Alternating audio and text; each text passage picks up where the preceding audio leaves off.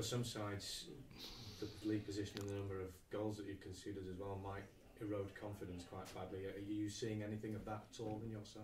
Well, again, I think that there's a lot of merit in that, because I think any footballer will tell you they want to play at the top of their confidence. They want to be at their maximum in that respect. And if you've lost a game or conceded goals that you don't want to, then obviously it can eat into you. What you have to do is have that mental strength, that toughness that you see through that, and recognise you are a good player, you are a good team. Give balance to some of the quality that you've played against, and young Julie, they've been ruthless and been punished heavily for their own mistakes, and know there's scope for improvement there. So we know that when we continue to get better together, then we can go and win those games, and that's what we have to do.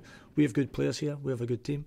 We have to go and deliver on that, and as I say, our supporters have been magnificent, and we have to go and give them something to smile about, because they've backed the team to a man, and it's time for us now, I think, to go and give them something to shout about and get a smile on their face.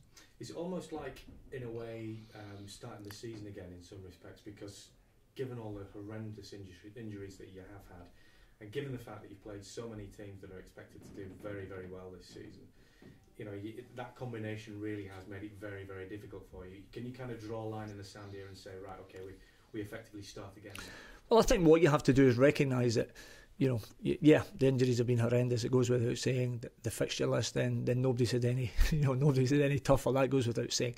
But I think we can't affect that now. It wasn't particularly nice, it's been hurtful and everything else that goes with it, but it's behind us. But we now, as I say, have to pick ourselves up and go into a group of games that I believe that we can go and win those games. And the players have to share that belief and that desire to go when they cross that white line and bring their quality.